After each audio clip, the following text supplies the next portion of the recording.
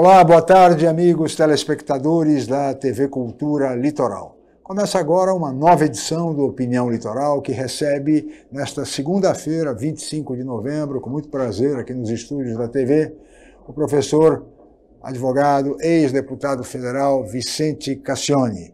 Boa tarde, professor, muito obrigado pela presença. Muito obrigado, digo eu, um prazer imenso, sinceramente, de estar aqui com você, Chico, ao lado do Chalub. É uma honra, porque hoje em dia não há em qualquer lugar que a gente pode ir, e é por isso que eu não vou a vários lugares. Aqui eu venho com prazer e com muita satisfação. Muito obrigado, o prazer é todo nosso, deputado, ex-deputado Vicente Cassioni, professor de Direito e advogado. Chalub, Humberto Chalub, colega jornalista, também presente no programa de hoje, diretor do Grupo Enfoque de Comunicação. Boa tarde, Chalub, muito obrigado pela presença. Boa tarde, Chico, boa tarde aqui ao professor, ao advogado Cassioni, nosso ex-deputado, né? Tantas batalhas já no Congresso. É um prazer estar aqui para poder discutir temas tão interessantes que estão na pauta de hoje. Muito bem, Chalub, muito obrigado pela presença. E agora nós vamos ver o primeiro VT do programa de hoje, que trata exatamente daquela questão que está hoje na mídia, concentrando todas as atenções relativamente ao indiciamento do ex-presidente Jair Bolsonaro e outras 36 pessoas, sobretudo das Forças Armadas, de um suposto golpe, uma trama golpista que visava eliminar o presidente, então presidente eleito Luiz Inácio Lula da Silva, no período de transição, assim como o vice-presidente eleito Geraldo Alckmin e o ministro do Supremo Tribunal Federal, à época, presidente do Tribunal Superior Eleitoral, Alexandre de Moraes. Vamos ver o VT para que os nossos comentaristas depois avaliem e comentem. Por favor. Jair Bolsonaro falou num vídeo publicado pelo ex-ministro do Turismo, Gilson Machado, numa rede social. É uma coisa absurda essa história de golpe, absurda. Vai dar golpe com um general da reserva e 4 oficiais superiores. Pelo amor de Deus. Quem estava coordenando isso? Cadê a tropa? Cadê as Forças Armadas? Poxa, pelo amor de Deus, não fique botando chifre em cabeça de cavalo. O general Walter Braga Neto foi na mesma linha e chamou a tese de fantasiosa e absurda numa postagem no X, o antigo Twitter. Ele publicou ainda um comunicado à imprensa. O texto diz que a defesa do general acredita que a observância dos ritos do devido processo legal elucidará a verdade dos fatos. Além de Braga Neto e do ex-presidente, mais 35 pessoas foram indiciadas pelos crimes de abolição violenta do Estado Democrático de Direito, golpe de Estado e organização criminosa. Entre elas estão o ex-ministro do Gabinete de Segurança Institucional, general Augusto Heleno, os ex-ministros da Defesa, Paulo Sérgio Nogueira, e da Justiça, Anderson Torres, o ex-diretor da ABIN, a Agência Brasileira de Inteligência, o deputado federal Alexandre Ramagem, além do presidente do PL, Valdemar Costa Neto. Segundo a Polícia Federal, a trama golpista incluía o assassinato do então presidente eleito Lula, do vice Geraldo Alckmin e do ministro do STF, Alexandre de Moraes. O responsável pelo plano de execução seria o general Mário Fernandes, ex-número 2 da Secretaria-Geral da Presidência e homem de confiança de Bolsonaro. O inquérito traz detalhes do plano, batizado de Punhal Verde e Amarelo. No capítulo dedicado às condições de execução, está escrito que somente os reconhecimentos permitirão uma avaliação mais precisa de quanto tempo será necessário para o cumprimento da missão. E completa que algumas possibilidades já foram levantadas, mas ainda são necessárias avaliações tanto de locais viáveis como em relação à forma de execução, por tiro, artefato explosivo ou ainda envenenamento do alvo. Segundo a PF, há provas de que o ex-presidente participou ativamente da elaboração e tentativa de execução do plano golpista. Ele também teria analisado e alterado uma minuta de decreto que sustentaria o golpe em curso, participação que foi confirmada em depoimento pelo ex-ajudante de ordens de Bolsonaro, tenente-coronel Mauro Cid. O relatório da Polícia Federal, com 884 páginas, já está com o ministro Alexandre de Moraes, que deve enviar o documento ao procurador-geral da República. A expectativa é que Paulo Gonet tome uma decisão só em fevereiro do ano que vem. O procurador pode arquivar o inquérito, pedir mais apurações à Polícia Federal ou denunciar os indiciados. Muito bem, aí está o VT. Eu gostaria de ouvir inicialmente o professor de Direito, Vicente Cassioni, a respeito dessa tentativa, desse suposto golpe de Estado que visava eliminar lideranças políticas do Brasil. Deputado, por favor. Eu fico feliz de ouvir você dizer deste suposto golpe, porque o jornalista usa essa expressão, alguns usam como uma forma de não dizer o que deveriam, mas você não, você disse corretamente, eu me permito fazer esse elogio, porque só no Brasil havia, no meu tempo de moço, vários filmes italianos que, para mostrar assim, de uma forma irônica e debochada, certas situações que aconteciam na Itália, diferentemente dos outros lugares do mundo, você tinha casamento à italiana, divórcio à italiana, né? Normalmente com a Sofia Loren, com o Mastroianni. Esse suposto golpe no Brasil, faltou ter também algo que era um ingrediente de uma comédia italiana, chamada O Incrível Exército de Brancaleone. Não sei se lembram disso. Claro. Era inesquecível esse filme. Inesquecível. Era um bando de incompetentes, né, trapalhões, que não conseguiam o que queriam. Então, para dizer o mínimo, eu quero sustentar aqui, com a minha experiência de vida e de tudo que eu vi no mundo real e no mundo virtual, não sei, e até um pouco no mundo espiritual, eu quero sustentar aqui que esse golpe, que leva 2 anos para ser investigado, mostra das duas uma, ou que não houve golpe nenhum, e é evidente que não houve, porque a gente tem que ser sério na análise. Uma coisa é uma pessoa dizer, não, eu acho que houve golpe, mas por quê? Porque eu sou fanático, porque ideologicamente os meus olhos enxergam o que eu quero ver, o que eu não quero ver eles não enxergam, ou eu preciso admitir que há uma má-fé descarada daquilo que eu digo hoje, que há uma parte do jornalismo e da imprensa que dão cobertura a essas versões que aparecem, que é uma parte do jornalismo que está em extinção. Não é possível que uma Polícia Federal tenha ficado 2 anos para descobrir que um bando do exército de Brancaleone levou 2 anos para conseguir colocar uma pitada de veneno numa comida ou em algo ingerível pelo atual presidente da República, e que tenham aqueles eu não chamo rebanho, aquele monte de gente, vamos falar numa linguagem bem simples, que subiu a rampa em direção à laje superior do Congresso Nacional, e por ali eu sei que não tem nenhum acesso ao interior do Congresso Nacional, que aquilo fosse um golpe de Estado. Golpe de Estado não houve no Brasil, na minha geração, houve algumas tentativas, mas golpe de Estado mesmo não houve. Diria que até nem em 64 a gente pode dizer que houve.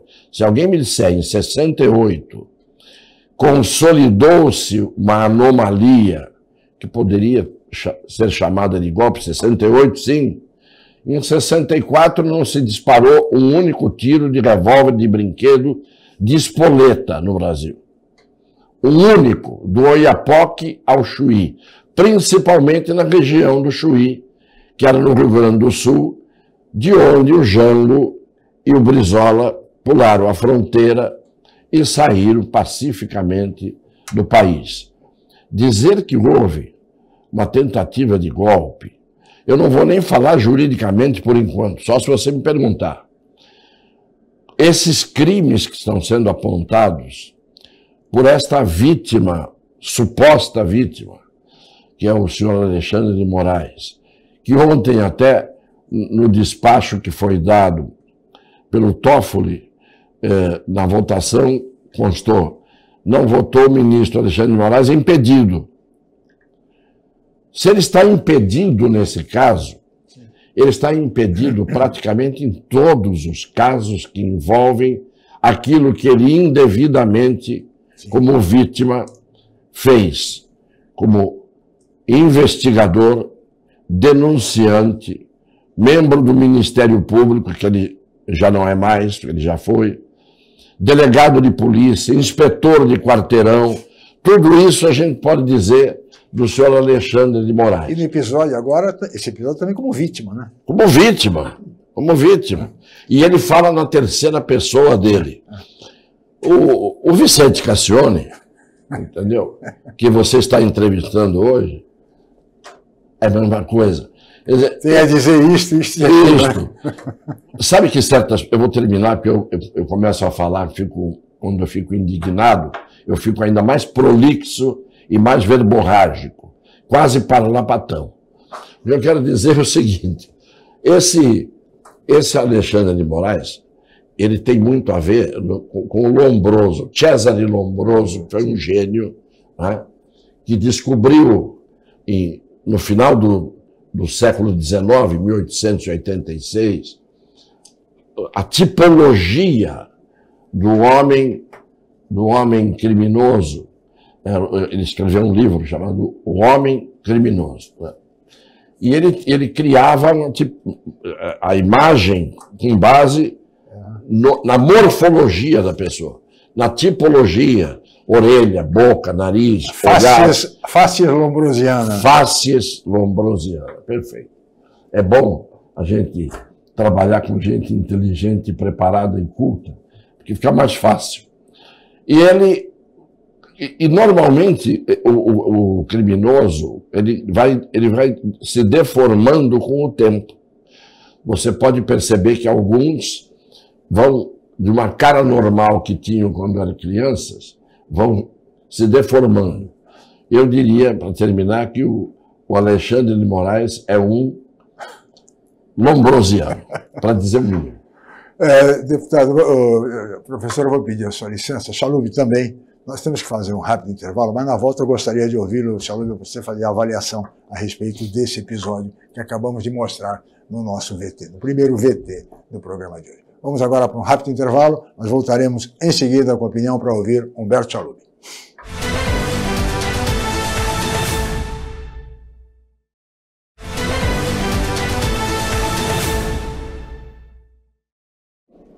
Muito bem, estamos de volta com a opinião desta segunda-feira, 25 de novembro, e hoje recebendo com muito prazer o professor Vicente Cassione, professor de Direito, ex-deputado federal, advogado, e também o colega jornalista, diretor do Grupo Enfoque de Comunicação, Humberto Chalub, que fala agora a respeito do VT que nós vimos, o indiciamento do ex-presidente Bolsonaro e todos os aspectos desse suposto golpe denunciado e apontado pela Polícia Federal. Humberto Chalub, gostaria de ouvi-lo.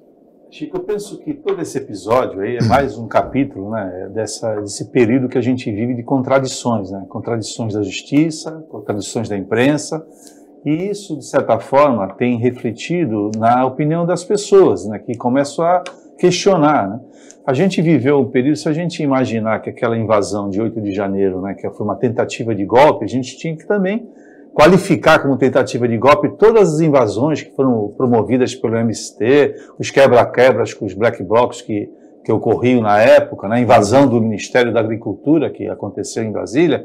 Então, acho que essas questões que se colocam contraditórias, a mesma questão que foi o atentado contra o candidato, então o candidato Bolsonaro, né, que foi vítima de uma facada, a gente não viu por parte da Polícia Federal, de todos os outros organismos, né, o interesse realmente em aprofundar a questão da investigação. Então, a politização desse processo, né, quando a gente tem um presidente do Tribunal Eleitoral, que no caso do ministro Barroso, que coloca publicamente que vencemos o bolsonarismo, né, é questionável, porque aí fica uma questão que a gente sente desconfiança em tudo. E isso pode até, eu acho que todo esse processo também pode ter ocorrido realmente, que eu acho que quem conhece ambientes de poder sabe que dentro dos ambientes de poder existem opiniões para tudo, existem gente querendo fazer tudo, mas o fato em si, no meu entendimento, como não ocorreu, ou como o episódio de 8 de janeiro, está evidente que foi uma baderna, eles podem até ter sido manipulados por algumas pessoas, mas a gente vê que foi uma baderna. Então, acho que as punições exageradas, né, que nem punir uma senhora com uma certa idade, com 17 anos de prisão, ao mesmo tempo em que você solta aí bandidos perigosíssimos, né, traficantes, chefes de quadrilha, essas questões todas, eu acho que estão gerando na opinião pública, né, nas pessoas, os questionamentos que são comuns, que são necessários que se façam diante do que está acontecendo. Então, eu penso que existe um movimento político, que eu acho que quer impedir, talvez, a candidatura do Bolsonaro, isso já está evidente, né? A gente vê que todas as ações que são feitas nesse sentido. Agora, se tiver que ocorrer uma punição, aí eu acho que o professor Cassione aqui, com a larga experiência no direito, para até ajudar a gente nisso, as punições têm que ser graduais ao que ocorreu ou o que não ocorreu. Né? Eu acho que esses dois pesos e duas medidas que a gente tem acompanhado ao longo desses tempos, né, até por parte da imprensa, eu creio que também essa meia-culpa a imprensa tem que fazer, né, que ela acabou se partidarizando. A gente vê hoje jornalistas que não são mais jornalistas, né, são militantes políticos. Então, acho que isso tudo tem gerado na opinião pública uma desconfiança em relação às instituições, e isso não é bom para ninguém. Muito bem. Olha, o Chalub disse tudo aquilo que eu deveria ter dito. E é verdade, disse o que eu deveria ter dito. Eu fui por um outro lado, foi uma parte quase que mais irônica, e isso é decorrência da minha indignação. Quando você fica num ponto em que você está deambulando entre a desesperança, a descrença, e aí você vai para a ironia, para o sarcasmo, você acaba não opinando tecnicamente. Se quisermos falar, e você tem razão, Chalub, em golpe, com esse sentido que a palavra não tem, no Brasil hoje, você tem palavras que perderam o significado léxico, que está no dicionário, ali o significado da palavra. E passamos a ter palavras que mudaram o sentido. O golpe, no sentido do que se quer dar, vamos então a ele, ao golpe. Cronologia. Primeira tentativa de golpe. O esfaqueamento, tentativa de homicídio do presidente contra o presidente Jair Bolsonaro em Juiz de Fora. Aquilo mostra o que é um golpe, matar um candidato para alijá-lo da disputa definitivamente. E alguém dirá, mas como? Tem gente ainda que diz que aquilo não aconteceu? São os mesmos que dizem que isso que aconteceu agora foi golpe. Os mesmos. Segundo, cronologia do golpe. Um indivíduo, na altura, preso, depois de ter sido condenado. Primeira instância, segunda instância, Tribunal Federal de Recursos, terceira instância, STJ, Superior Tribunal de Justiça, sempre com o acompanhamento, o aval e o endosso do STF, Supremo Tribunal Federal. Esse homem é recolhido num cárcere em Curitiba e de lá, com uma canetada do Fachin, é retirado e colocado para disputar uma eleição. Se ainda fosse uma eleição em que tudo tivesse corrido naturalmente bem, mas não, uma eleição em que o Supremo Tribunal Federal empenhou-se quase que coercitivamente para impedir que as urnas fossem auditáveis. Então, se formos ver a cronologia do golpe vem por aí. O que viesse contra isso, nós teríamos que chamar de contragolpe. Porque a toda ação corresponde uma reação em sentido contrário com a mesma intensidade. A gente aprendeu isso na física. Portanto, nós teríamos hoje um contragolpe contra o golpe. Mas disso tudo que eu extraio e que me deixa envergonhado. Eu sou jornalista documentado. Não é? Eu não sou só de ter exercido o jornalismo na minha vida em muitos momentos. Né? Quando participei da revista Isto É, quando participei de reportagens que fiz para vários órgãos de comunicação. Eu sou um jornalista de documento na mão. E digo hoje, lamentavelmente, o jornalismo que nós conhecemos um dia no Brasil, ele está extinto pela maioria da militância que a gente vê. Quando você pega um portal UOL e vê ali um Josias de Souza, um Tales de Faria e um Sakamoto, e dizer que aquilo é jornalismo, não precisa falar mais nada. E isto fica dando versão. Só que a versão deles hoje perdeu força, porque as redes sociais dão muito mais comunicação do que a mídia tradicional. E é por isso que querem regulamentar e calar a mídia social. Ela por si só se depura. Quem é sério na mídia social aparece, e fica, e permanece. Não é? Quem não é, é desmoralizado. Mas quem quer acabar com isso? Com a mídia social, com a possibilidade de as pessoas se intercomunicarem? Os golpistas, os verdadeiros golpistas, lamentavelmente. Muito bem, Salub, o papel da imprensa hoje. Você é um jornalista com muita experiência, dirigiu durante muitos anos uma escola de comunicação. Ou seja, qual é a avaliação que você faz hoje do papel da mídia tradicional? Eu acho que teve uma questão que eu acho muito relevante, é que se alterou o perfil do jornalista. Hoje o jornalista, ele pegou muita evidência.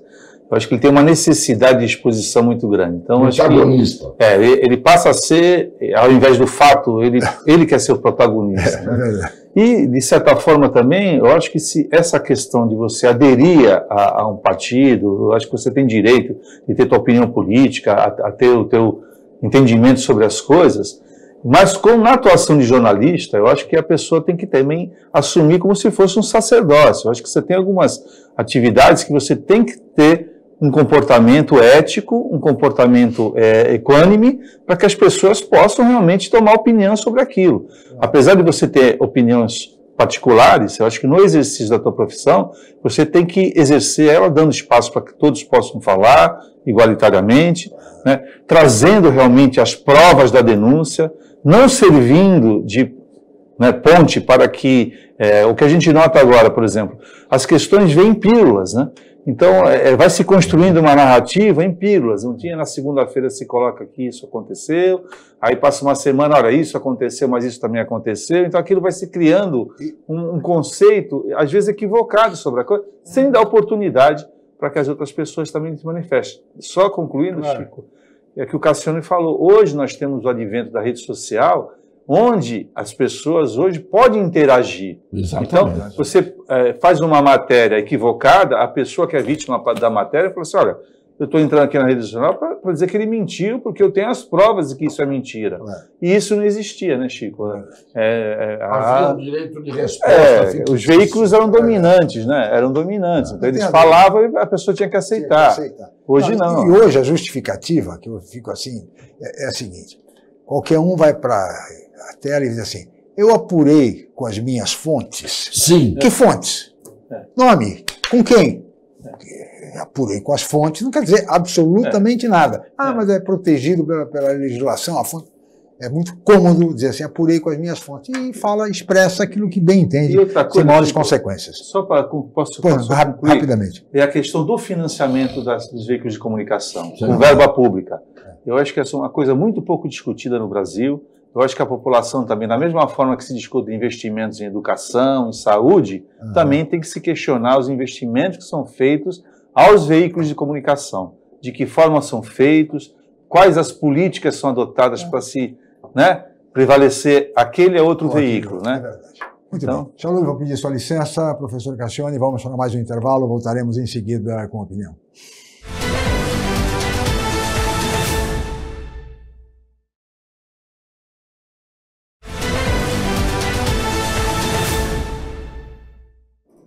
Muito bem, estamos de volta com Opinião Litoral desta segunda-feira, 25 de novembro, e hoje recebendo com muito prazer o advogado, professor de Direito Constitucional, ex-deputado, professor de Direito Penal também, Vicente Cassione, e o colega jornalista, diretor do Grupo Enfoque de Comunicação, Humberto Chalub. E na pauta, exatamente, o suposto golpe,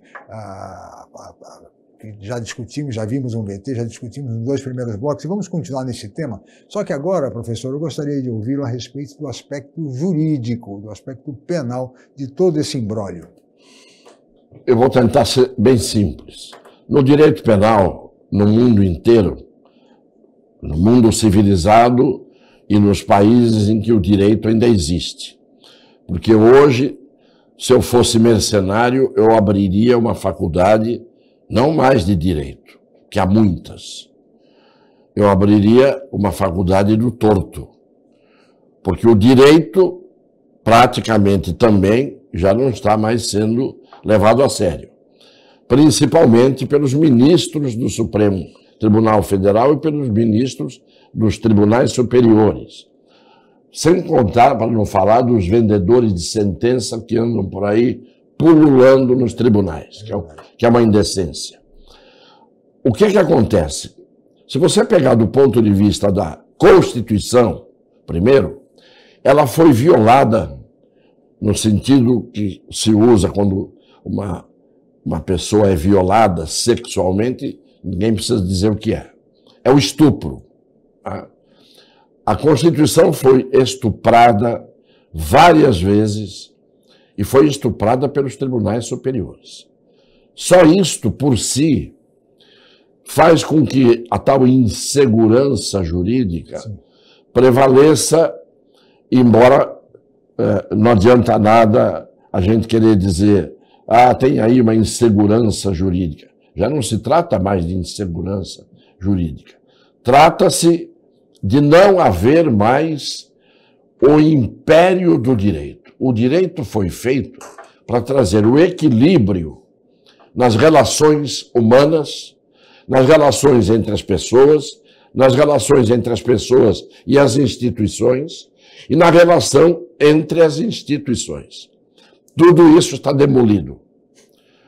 As relações entre as instituições, não é preciso dizer, as relações incestuosas e promíscuas que existem hoje entre os poderes. Quando um presidente e um Senado senta em cima contra toda a regra de que ele tem que pôr para votar aquilo que está na mão dele, senta em cima, por exemplo, de um pedido de impeachment formulado por 40 senadores e ele diz não vou pôr para votar, e prevalece o regimento interno sobre o bom senso, já é um absurdo. Quando você vê, hoje não há, eu considero, não há um ministro, um único sequer, ministro que não seja suspeito, porque há uma diferença entre suspeito, eles próprios falam, o Gilmar Mendes, outro dia, confundindo suspeição com impedimento. A suspeição é a possibilidade ou até a probabilidade de que aquele juiz não será imparcial naquele caso. Sim. Então ele pode ser declarado suspeito dependendo das evidências e das provas. O impedido não. O impedido existe uma presunção iuris et de iuris, que é de direito e por direito, que a imparcialidade está ali. É presumida legalmente a parcialidade. Isto é, quando, por exemplo, um juiz é vítima num processo, ele não é suspeito.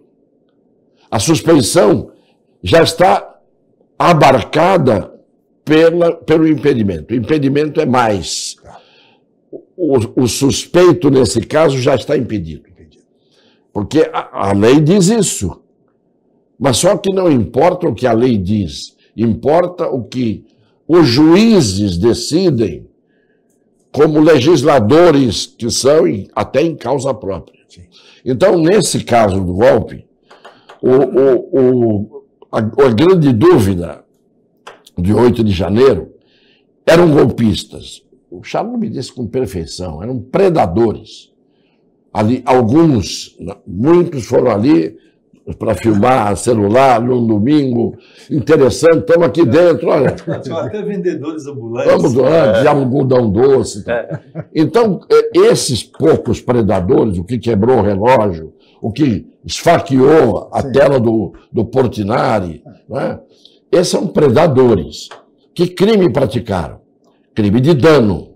Sim. Dano ao patrimônio público, porque você pode praticar dano contra a propriedade privada, o bem particular e o patrimônio público. Crime de dano. Você pode até dizer houve invasão de domicílio, que é um crime banal, de pena baixa, não é?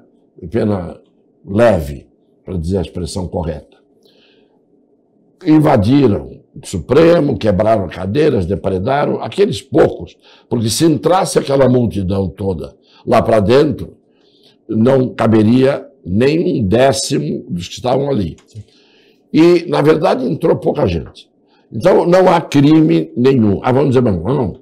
Há os crimes dos artigos que foram feitos pelo Bolsonaro, ele sancionou, os artigos que falam em tentativa de abolição do Estado Democrático de Direito. Eu tenho que rir, porque a tentativa, ela primeiro tem que ter um meio idôneo. Você tem que ter um meio idôneo e um meio eficaz para promover uma tentativa. Eu não posso tentar matar alguém. Por exemplo, se eu pegar essa folha de papel sulfite aqui e der com toda a força minha, a folha, com todo respeito, na mente, que está aqui ao meu lado, no Chalub, na cabeça dele, que contém essa mente brilhante, eu bater com toda a minha força aqui, ninguém vai dizer que eu pratiquei uma tentativa sequer de lesão corporal. O que eu posso ter feito é uma injúria real. Né? Se eu faço assim na cara de alguém, como uma vez eu trabalhava na refinaria, um dos funcionários pegou o olerite dele e o dinheiro vinha, o salário da gente vinha dentro de um envelope de plástico. Ele passou no meu rosto o dinheiro. Olha, eu ganho mais de você, mais do que você. Você com toda a sua faculdade, que eu estava no primeiro ano da faculdade, tinha 18 anos, e ele passou. Isso é uma injúria real. Você pode xingar, é injúria. Você pode fazer um gesto de um tapa no rosto, e assim por diante. Então, quando você tem o que aconteceu ali, você não pode dizer que houve uma tentativa de abolição do Estado Democrático de Direito. O que aconteceu no dia seguinte? Qual foi o resultado daquilo naquela noite? Ninguém pergunta. Você não pode ter uma tentativa que, por si só, não tem meios eficazes, idôneos e nenhuma manifestação concreta de que queria se arrancar dali os detentores do poder. Porque ninguém estava ali, com exceção daquele general do Lula, do GSI, e com exceção do Dino, Flávio Dino, que estava no Ministério da Justiça, e até hoje nós não temos as imagens, por razões óbvias, como não temos as imagens do aeroporto de Roma, por razões óbvias. Então, como é que você pode falar em golpe de Estado? Não há crime. Tentativa de abolição do Estado de Direito, e o outro é destituir ou tentar destituir, tentar impedir a posse do presidente da República, legitimamente eleito. Quem é que tentou impedir a posse do presidente da República? Não tentaram impedir primeiro, nem a eleição. Não tentaram impedir a diplomação. E não tentaram impedir depois que ele continuasse presidente. Estava ele ali, no dia seguinte ele estava no Palácio do Planalto, normalmente. Eu sempre digo, o dia seguinte da tentativa de golpe tinha que ter consequências. Não teve, por quê? Porque não houve ação no dia em que se diz que houve golpe. Então, juridicamente, Não houve crime. Como é que se chama quando a gente diz que não houve o crime? Porque o fato não está descrito na lei ou não está conforme a descrição da lei. Não há fato típico. Do Belling, do velho alemão Belling, não há tipicidade. O Supremo tinha que saber isso, principalmente se eles tivessem um mísero, raso saber jurídico, não o notável saber jurídico que nenhum deles tem. Chalubi, eu vou te garantir a palavra no próximo bloco. Tá. Eu só queria só deixar uma questão rapidinho, né? A questão da OAB, a participação da OAB nisso, de outrora, de grandes participações uma políticas boa hoje. Né? Fica uma boa pergunta, fica para o próximo bloco. Vamos para o intervalo, voltamos já.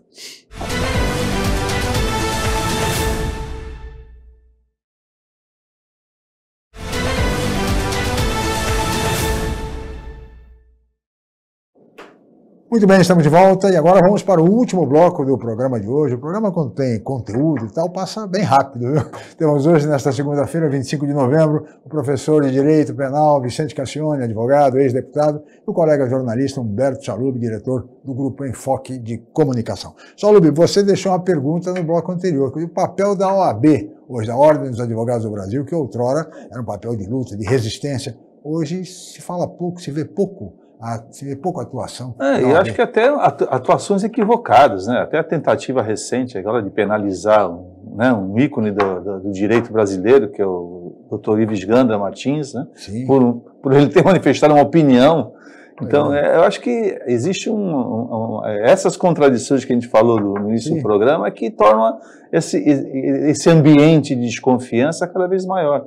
Então, assim, um organismo como a OAB, que sempre teve uma tradição de luta, né, que assinou vários tratados em prol da democracia, né, quer dizer, na forma de agir, tem agido de uma forma totalmente omissa, no meu ponto de vista, né, porque a população, Chico, eu acho que está assim, eu vou recorrer a quem?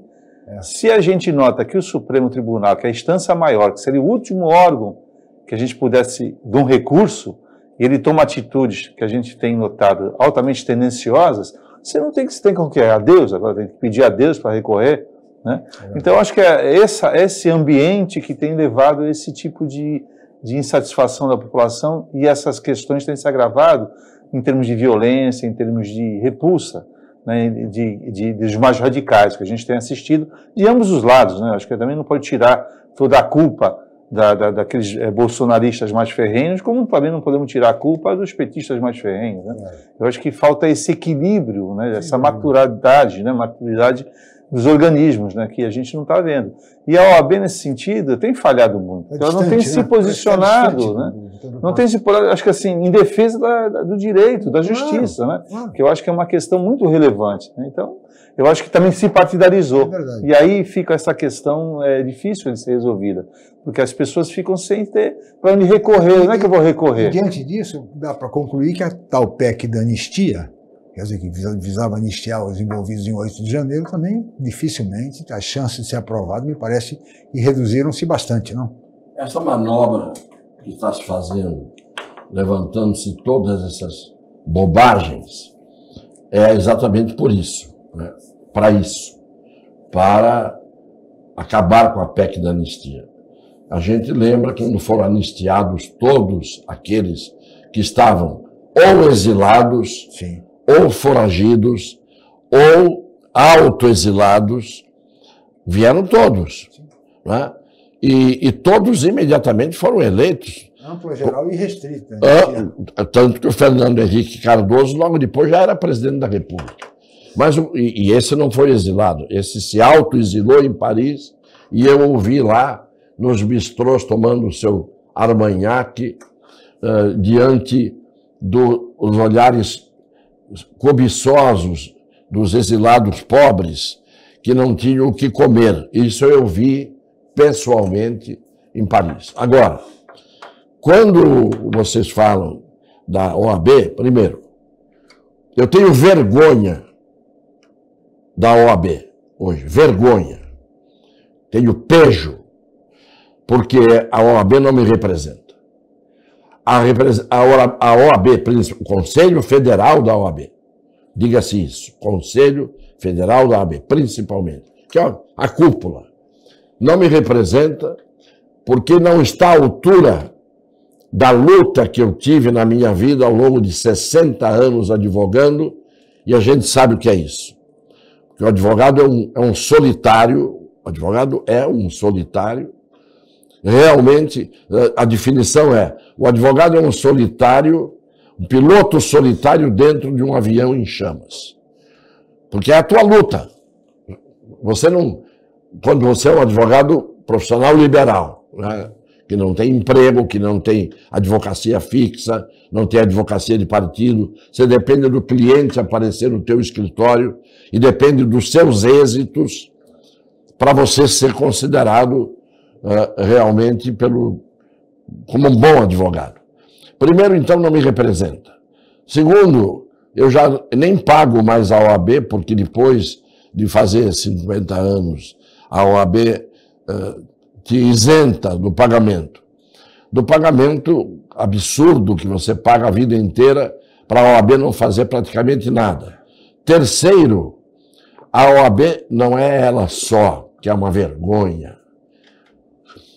Muitos advogados, porque o advogado sozinho, ele tem um munus, ele tem um ônus, que é o de enfrentar a ilegalidade em todos os aspectos. Não é apenas a ilegalidade que cometem contra o seu cliente, não é apenas defender a causa do seu cliente, mas você tem que defender a causa da sociedade. Você tem que defender o império da justiça. Você tem que defender a aplicação da lei. Você tem que defender o cumprimento da Constituição. E hoje, há uns cacais da vida, cujo símbolo é ele de bermuda dentro do Supremo Tribunal Federal, fotografado, para mostrar a que ponto, né, nós chegamos. Advogados covardes, advogados medrosos, advogados tíbios.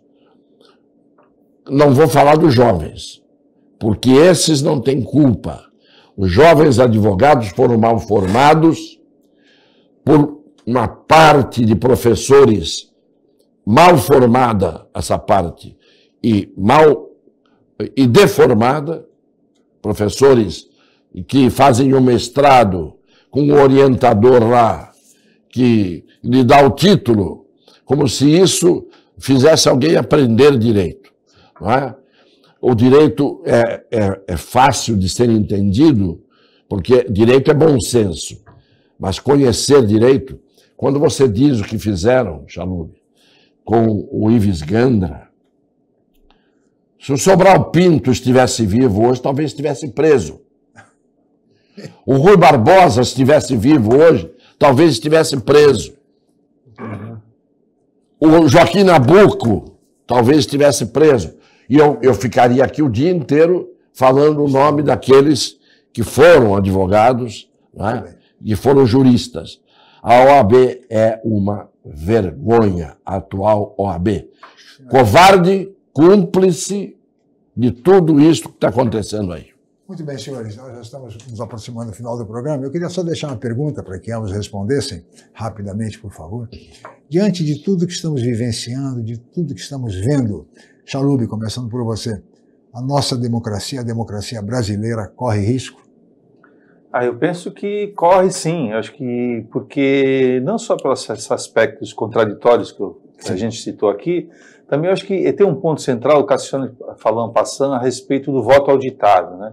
Eu acho que não se trata de teses de conspiratórias, mas eu acho que seria um bom procedimento, né, uma boa ação, legitimar esse tipo para que exista qualquer tipo de desconfiança seja eliminada. À medida que você pode votar, conferir o seu voto, como já existe em outros lugares do mundo, em que você tem a certeza absoluta que no momento de dúvida você possa conferir o que realmente aconteceu, eu acho que seria um passo muito importante, uma sinalização para que as coisas realmente aconteçam e deixar que a população decida o que ela quer para ela, não é verdade? O que ela entende que seja justo para ela. Então, eu acho que, nesse aspecto, eu acho que seria um ponto fundamental hoje a gente retomar essa discussão para garantir realmente que não haja qualquer tipo de desconfiança em relação a tipos de manipulação. Muito bem. Professor Cassiano, a nossa democracia corre risco? Eu não acho que corre risco. só corre risco aquilo que ainda está íntegro e aquilo que ainda está incólume. A nossa democracia já não existe. Eu chamo a democracia que nós temos no Brasil hoje de demoniocracia. Demoniocracia, não é democracia. Cracia, poder, né? Demo, povo. Mas no caso é demoniocracia. É o império e o poder dos demônios, demoníacos, que estão e já colocaram a nossa democracia há muito tempo na sepultura. Muito bem, senhores, temos muito mais a conversar, a pauta seria extensíssima, mas chegamos ao final. Queria agradecer muito a presença do professor Vicente Cassione. Muito obrigado, Cassione. Eu que agradeço de coração a você, ao Chalub, a honra que me deram de estar aqui. Muito obrigado, Humberto Chalub. Obrigado, Chico. É um prazer participar aqui com vocês. Muito bem. E assim chegamos ao final desta edição. Agradeço ao professor Vicente Cassione, ao colega jornalista Humberto Chalub, e especialmente a você, amigo telespectador, pela audiência qualificada de sempre. Nós estaremos de volta amanhã em mais uma edição do Opinião. Muito obrigado e até lá.